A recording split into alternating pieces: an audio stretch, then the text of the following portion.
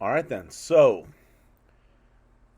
we move on in our study to having looked at sort of the foundational baseline concepts of democracy and kind of peeking at where they might fit in to the larger American experience. Now we get into the concrete stuff. We get into actual American attempts at governing. So we start with the first real attempt as a nation to do this exact thing, and that was the Articles of Confederation. Apologize in advance. You may hear slight noise in the background. Apparently, the children's is next door are having some sort of a festive outing, and it gets loud on occasion. So if it bleeds through, apologies. Also, I have the mighty triumvirate of dogs around me, and anything can set them off at any time. So if you hear little noise interruptions, apologies in advance. Anyway, so we get to the Articles of Confederation, which legitimately served as the first true attempt at creating a national American government. You can see on the bottom of this title slide that you can see they lay out the perpetual union between the states of New Hampshire, Massachusetts Bay. Remember, that's what Massachusetts was originally called. Rhode Island and Providence Plantations, again, what it was originally called. Connecticut, New York, New Jersey, Pennsylvania, Delaware, Maryland, Virginia, North Carolina, South Carolina, and Georgia, the original 13. So before we get into the Articles of Confederation themselves, we should point out that the country was effectively without such a structure of government for, a little bit less than a decade, really. From 1775, when the first shots are fired at Lexington and Concord, till effectively 1980, or not 19, that would be amazing, 1782 or 1783, you have no effective government. Here's why. For the leaders of the country, which, by the way, was not a particular term because, of course, there were no established leaders, you had people that had sort of taken the reins of structural and governance and things like that, and that would be people like Benjamin Franklin and the like. As early as 1775, it became really clear that there needed to be some sort of structure, if for no other reason than the coordinate defense of the colonies. This is, by this point, a pretty good-sized geographic area, right? At least 900,000 miles of coastline, to say nothing of the country's interior, which was a big part of the fear, since the British had been actively recruiting Native American groups who had no love for the American colonists to agitate.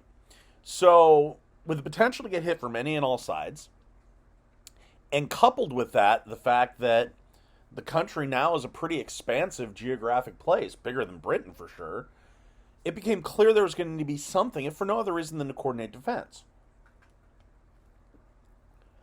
So Benjamin Franklin, in the summer of 1775, very early in the conflict, draws up a preliminary document called the Articles of Confederation. It never happens. Or I shouldn't say it never happens. I take that back. If I could rewind the words, I would. It takes a very long time for that to happen.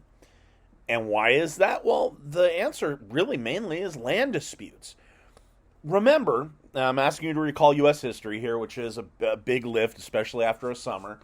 But remember that early in our colonial history, especially in the midst of the Revolution, and even prior to the Revolution, was actually one of the causes of the Revolution, the American colonists coveted that land out west. And indeed, I think it's worth pointing out that they really were starting to need that land out west. You had the population of the colonies by the time of the Revolution was probably in the 2.5 to 3 million range, according to our best guesstimates.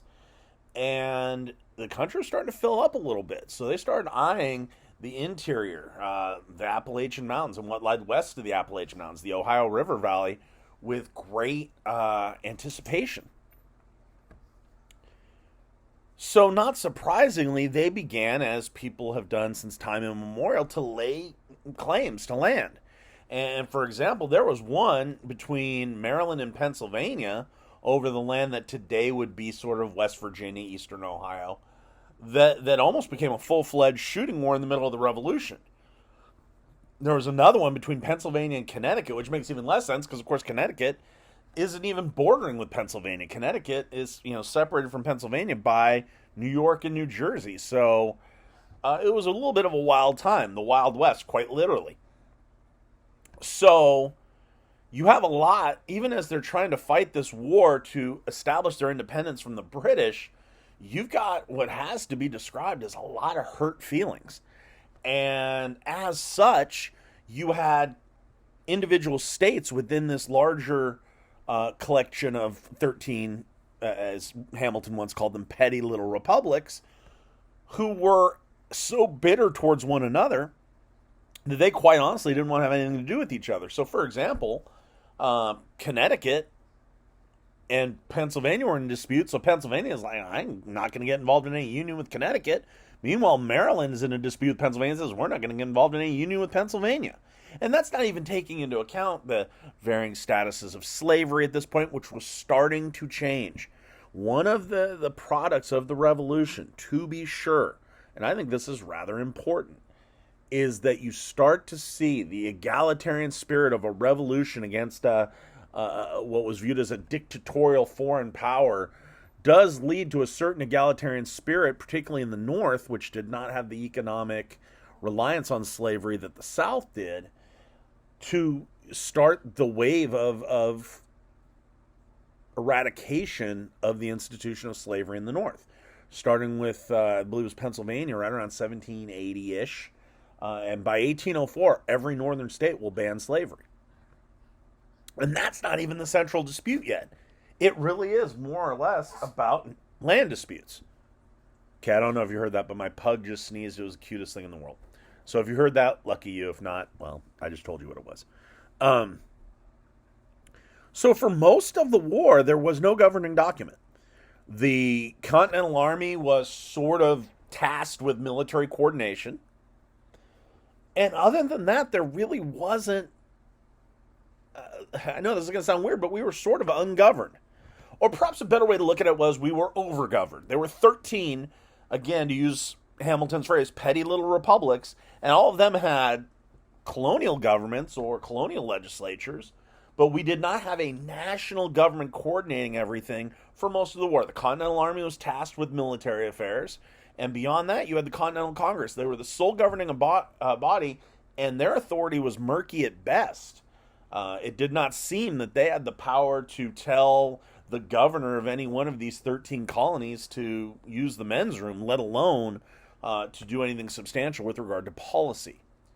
That will eventually change, but only to a very limited degree. What am I talking about? Let's proceed. The Articles of Confederation will informally begin to take effect in 1781. As a practical matter, it's not something that happens, hard and fast on a single day. These things tend not to, by the way. We have our first elections under the Constitution before the Constitution is even formally ratified everywhere, although it was well on its way to doing so. Same thing here, so you can't say, the Constitution started on this day. You could say when it was documented and ratified, which of course is in September, but you can't say, constitutional government started on Thursday. No, it really didn't. It was a process. It was a process that took some time. I think 18 months to reach a critical mass of states that ratified the document, I believe it was. Well, similar things happen here with the Articles of Confederation. Maryland is the final holdout. They, of course, have been in this massive land dispute with Pennsylvania. They end that holdout in early 1781, and finally, in 1781, all 13 colonies ratify the Articles of Confederation. A national government under the Articles will take another 1 to 2 years. Now, from the outset, this new government had glaring weaknesses. Unbelievable glaring weaknesses, which we will get to in a second. Weaknesses that were by design. It wasn't an accident. The authors of the Articles of Confederation and the Articles of Confederation as they eventually materialized were not dramatically different than the original proposal or the original iteration that Benjamin Franklin drew up. So whatever weaknesses existed, and oh my goodness did they exist, those were by design. They were meant to happen, okay? Now, understand, and I think this is important to understand this, that this was the result of history. And so again, I'm going to ask you to call back to your U.S. history class, which I know I'm asking for a Herculean lift on your part, but work with me. If you read the Declaration of Independence, which of course we did here in government, but I imagine some of you read it in U.S. history as well, the colonies didn't see themselves as collective. There's only one reference to them as the United States of America.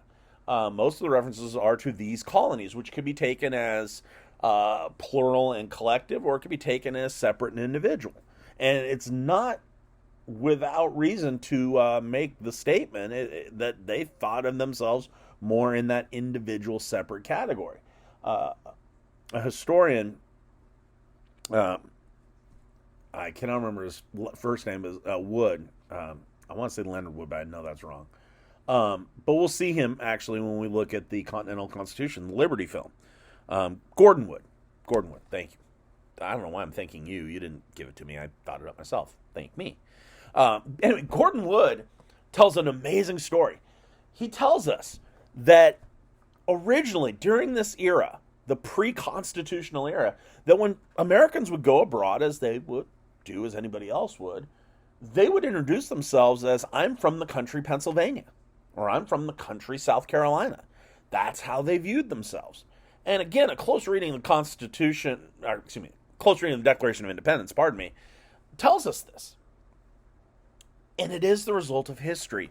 We had just, and we're talking about the time of the Articles of Confederation, it is just, the Treaty of Paris has not been fully negotiated yet. So we are just in the final stages of this brutal, demanding both intellectually and certainly physically with regard to the ravages of war process by which we had thrown off the chains of this oppressive big government. There was precisely 0.0001% chance that we were going to replace this large, distant, overbearing government with another large, distant, overbearing government. It wasn't going to happen. All right, simply was not going to happen. Now, therefore, when the Articles of Confederation are written up, they are written to ensure that the bulk of the governing is still going to be localized. Priority one is going to be to create a government that preserves the individualized nature of the colonies. Now, there's two reasons why that is, and I want to give them both to you, and they're not on the slide, so by God, you're going to actually have to listen. Lo siento mucho. The first reason is the one I already gave you, which is in the ravages of war, in the lengthy, cumbersome confines in which we lived under British rule, there was no chance that we were going to replace a large, centralized national British government with a large, centralized national American government. This wasn't going to happen. But the second reason goes to a word that's used often in the modern parlance, but I'm not using it that way here, and that word is diversity. Now, when we use diversity today, diversity, equity, inclusion, and all that, we mean it in the sense of ethnic diversity, racial diversity, diversity of sexual identity and orientation, and the like. When I'm talking about America during the era of the Articles of Confederation, however, I'm not meaning it strictly in that way. Certainly, all those things existed. But what I'm talking about is broader than that. It is economic diversity. Talked a minute ago about slavery. Why is the North in this egalitarian spirit and banishing slavery by law in their states throughout the 1780s, 1790s? Because economically they didn't need it. I don't want to burst your bubble and say something that does not make the anti-slave states, or the free states as we come to call them, seem less noble. But if any of those northern states heavily relied on slavery, they'd have kept it. Slaves in the North were much smaller in number, and truth be told, they were more of a status symbol than a true economic necessity. Most of them worked in roles like housekeepers and domestic gardeners. Not a lot of farms up north that required slave labor. In fact, hardly any did. And the places where they did, New Jersey, for example, which, believe it or not, was once a farm state, ultimately, to be honest with you, that's why New Jersey took the longest to rid itself of slavery. They won't do so till 1804. Because there they did get some pushback from the farming interests that felt they needed it. So that's what I mean by diversity. How are you going to govern a country where the needs economically of Connecticut are going to be way different than the needs economically collectively of North Carolina? There's also geographic diversity. You probably care a lot more about foreign affairs if you're right on the border with Spanish Florida than you do if you're in Connecticut insulated by other American states. You probably care more about what they used to call Indian affairs if you're in a place like Western North Carolina or the mountains of Virginia, where contact with native groups is far higher than it would be in Massachusetts, where by this point the native population had effectively been wiped out. So it seemed essential in that time and in that place to create a national government that didn't do much governing on a national level, because any law that would be to the benefit of Georgia would probably come at some expense, or at least be seen as, useless to a Massachusetts, a New Hampshire, a Rhode Island, and vice versa, of course. So let's look at these weaknesses, shall we? And number one is taxation, without question. Now, in some ways, this stands to reason. Excessive taxation was at the core of our separation from Britain. In fact, the Liberty film that we'll be watching a little later down the line just rather bluntly refers to the Revolution as a tax dispute.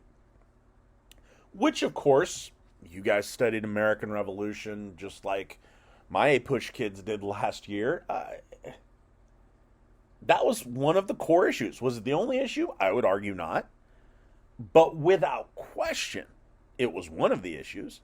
So with that in mind, of course it's logical the new nation would not give broad taxation powers to its new government. And they didn't. What they effectively did in the Articles of Confederation was allow the national government to have a treasury, but to only be able to fill that treasury with requested funds from state treasuries. So basically what it boiled down to was this. National government, the only way it could build a treasury was it could go to each of the 13 individual states, and they actually had a quota system set up by the size of the state and the level of economic activity. And by size of the state, by the way, I mean population, not land area. And say effectively, hey, North Carolina, the expectation is that you will give us, and I'm pulling a number out of my butt here, guys, $122,000 to the National Treasury. Now, understand this is voluntary. I'm going to go out on a limb here, and I don't think I'm going that far. I'm going to go out on a limb and say that if taxes were truly voluntary, the amount of tax revenue that our government would get on any given year, or our state would get on any given year, would be pretty damn small. Why is that? Because what makes us pay our taxes is that there's a mechanism of enforcement. Our accountant a couple years ago makes a mistake. Not a huge mistake, but a mistake. I don't even remember what it was about, but we get a bill from the IRS about 9 months after our taxes were turned in and paid, saying, oh, there was a miscalculation on your tax return. You owe us an additional, I got the bill right here. I could probably look at it, but it was like $562 or whatever it was. It wasn't a crushing amount, but it was noticeable. And quite frankly, I was pretty pissed off at our accountant. But the point is, that enforcement is what keeps us paying our taxes. Like, oh, damn, first thought I had when I saw that delinquency notice was, and I'm, being perfectly blunt with you guys, my first response wasn't, besides what the heck did my accountant do wrong? I was a little ticked about that. My first response is, oh shit, they really are paying attention. Ooh. Okay, I guess, because I had a professor in college, an econ professor, who was like bragging. He goes, I don't pay taxes. Taxes are voluntary. There's so many of us that pay taxes, they can't possibly catch us. I don't actually know if that dude's still an econ professor or if he's behind bars for tax evasion, but I do know that my piddly $562 did not escape the notice of the IR freaking S. But what if it was voluntary? What if they said, well, we're requesting a tax bill of $11,212 from you? Which you could pay in whole, pay in part, or don't pay at all. A lot of people are going to say don't pay at all. There might be some generous souls who will pay it all because they feel obligated. The same people who, sit at the red light and never run a yellow. And there may be some who want to do the right thing, but they also have their own financial obligations to meet. And, well, golly, they're probably going to pay a little of it, but they're not going to pay all of it. Well, that's pretty much what happened here. Because, again, by putting the onus of financial security of the national government in the hands of the states, that was a huge mistake. Because, let's be honest with you, why would most Americans not pay taxes if they were voluntary? Well, the answer is we've got other obligations financially, right? I got a daughter who goes to college out of state. I got another daughter who's getting a technical certification that costs money. We have 3 dogs that I can't say the word.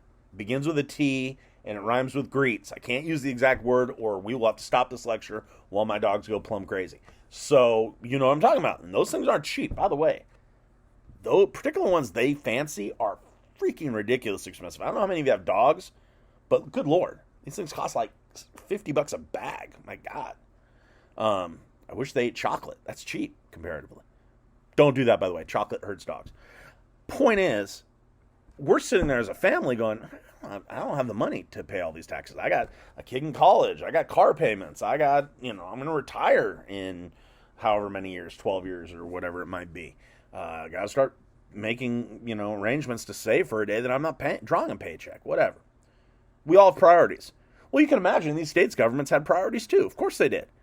So if you're the governor of Georgia, are you going to cough up a bunch of money to this national government that might be used to defend, and I'm pulling a hypothetical example out here, to defend the Canadian border between New Hampshire and Canada? No. Why would I give up money that's not going to benefit my state? Likewise, if you're New Hampshire, you're sitting there saying, am I really going to, pay into a structure that's going to be used to promote the sale of stone fruits that are based in Georgia? We don't grow a lot of peaches up here in New Hampshire. No. So not surprisingly, the quota was set up and it was never met. It wasn't closely met and the country was broke.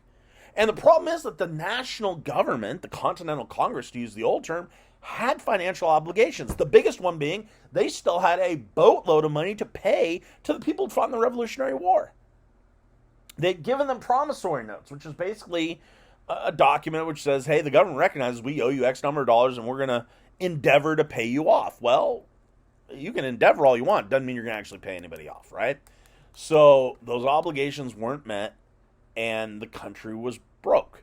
And it couldn't meet its financial obligations, which will become a big deal later.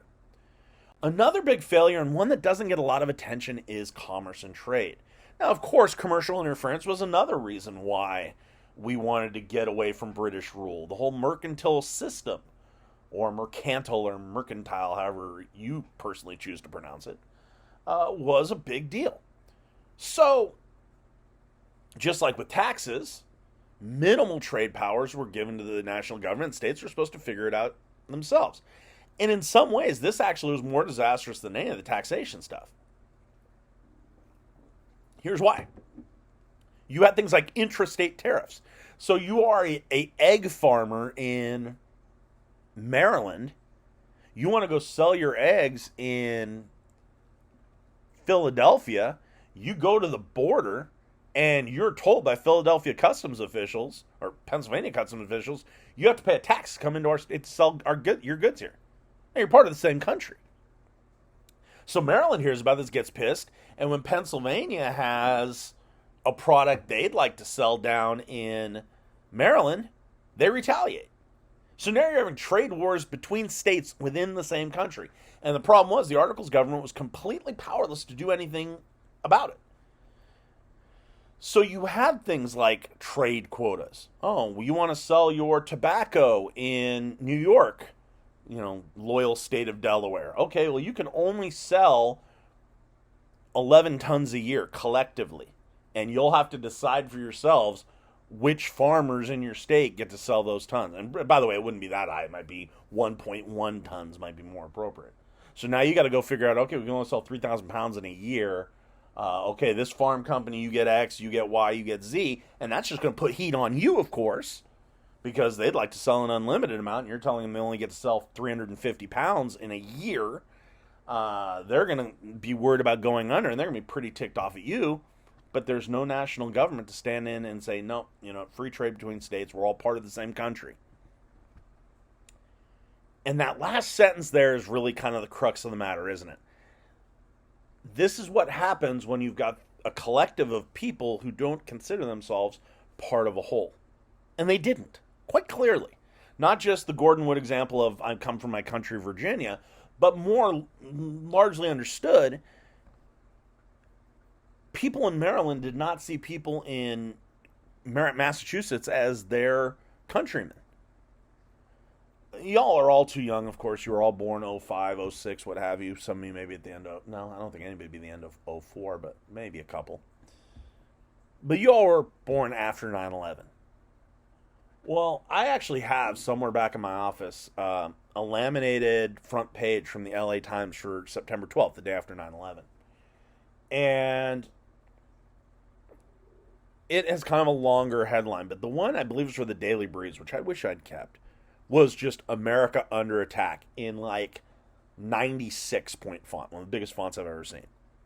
But notice what it said. It said America Under Attack.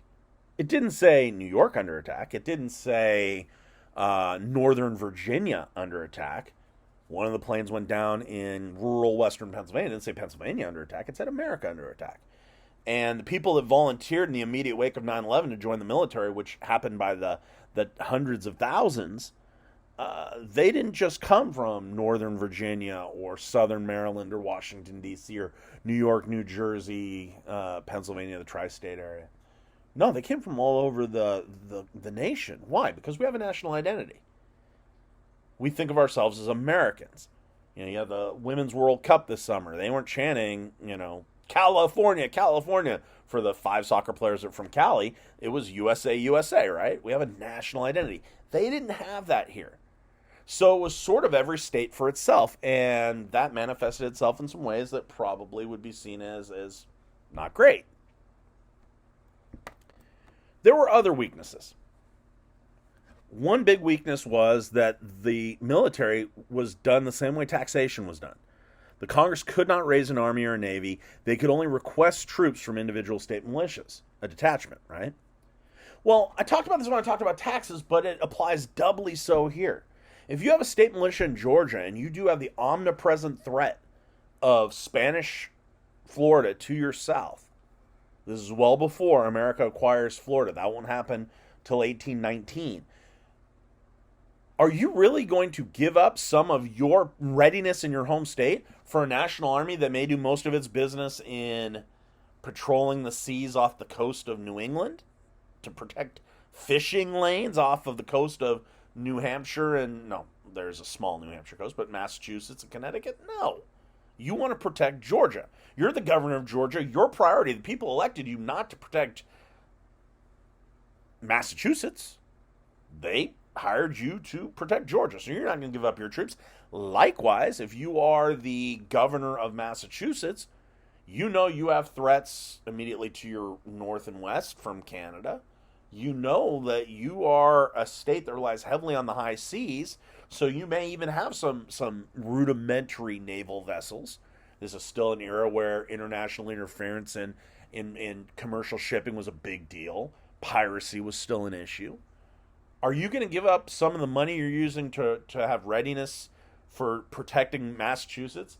Are you going to devote those people, that personnel, to build an army and a navy that will be used often nowhere near you? Probably not. So the military issue is we didn't have one. I've often said one of the great counterfactuals of this era of American history, in my opinion, and my opinion may not be worth a damn thing, but is that in 1785 or so, 1784, 1785, man, were we ripe for the taking. If anybody had invaded. Because the old Revolutionary War troops were highly unlikely to come back. Many of them hadn't been paid yet. And there was no structure in place to quickly raise a new one. I think we got lucky with that one. Let's just put it that way. Politically, every state was allocated a single vote. That's one problem that really a lot of the larger, more populated states, Virginia, Massachusetts, Pennsylvania, were very angry about. So you had Pennsylvania that may have had 400,000 or 500,000 people, and then you had New Hampshire that had 30,000, 25,000. They got the same vote. So that was one problem. Problem two, passage of laws required a supermajority, 2/3, 9 out of 13 votes. What that meant, as a practical matter, is the South had a veto over everything. Because as long as the southern states voted as a bloc on anything that really mattered to them, trade, slavery, what have you, they could and they would. Well, there were 6 southern states. 2 which we don't really think of southern today, but they were. And that's Maryland and Delaware.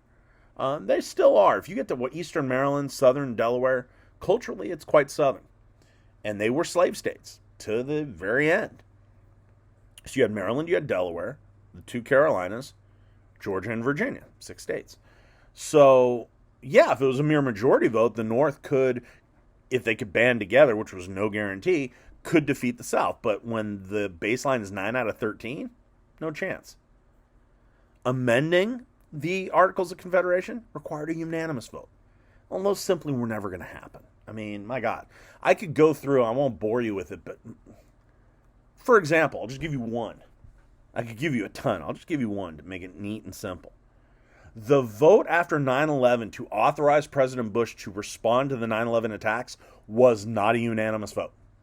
It was 421 to 1 in the House of Representatives. There was one no vote, and oddly enough, she's actually running for the U.S. Senate right now. Her name is Barbara Lee from Berkeley. Her argument being no president should be given that much power. So she wasn't like pro 9/11, but she was anti-giving the president that level of power. So even that wasn't a unanimous vote. So you can imagine they didn't come very often. Another issue, and a low-key issue, but a big one, was there was no judiciary. So a judiciary can be valuable because there are matters of dispute between states, between interpretations of laws, and, well, there was nobody there to play referee, and that was going to be a problem. Last but not least, the Articles of Confederation created a government that was so weak that it couldn't compel the states to comply with the terms of the Treaty of Paris. So one of the biggest accommodations to Britain in the Treaty of Paris, obviously in the Treaty of Paris, we being the victors of the war, we got almost all the concessions, right? They were going to give up their claims to the land. They were going to pull out of the forts to the west that they occupied. They were going to set sort of a determined border between British Canada and the U.S. They were going to stand down completely and go away. In return, the one big thing they got was money. So each state, and the argument was, and I may not agree with it in the matter of war, but it's a defensible argument, I suppose, was we spent a tremendous amount of time and a tremendous amount of money cultivating these colonies, financially supporting them, defending them, etc., etc., the French and Indian War, of course, being very expensive. So we want some sort of token return. It wasn't obviously the full amount invested in the colonies. They were never going to get that investment back, but just a token return from each colony. And the negotiators for America at the Treaty of Paris agreed to this. Well, the states ignore it because, again, they've got financial obligations they'd like to deal with, and they weren't going to choke off some of that money to give it to the British, who, by the way, at this point they hated, of course. But the bigger issue was that the Articles of Confederation did not have a national government that could compel them to do it. So, again, if it's truly voluntary and there's no one there that can make you do it, are you going to do it? They didn't. So in return, in retaliation, the British say, fine, we won't get off those northern and western lands. And they didn't. In effect, you could make an argument, and I know I'm using this word a lot, but you can make a defensible argument that the Articles of Confederation indirectly lead us to the War of 1812. Because the bad feelings over the Americans effectively ignoring the Treaty of Paris carried over to Britain still being an active presence in the North and in the West. Particularly with their aid to Native American groups in the region, staying on some of those distant forts and things like that. Would those things have happened anyway? Possibly. The British feelings were rather raw at that point. But it certainly didn't help that the first thing that happens in this new agreement between these now 2 independent countries is that the U.S. reneged on basically the only thing they had to do. All right, I'm going to close with one quick counterpoint here.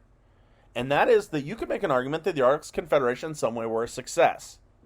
And if I was doing this over again, I might combine 1 and 3 because they essentially say the same thing. So let me start with number 2.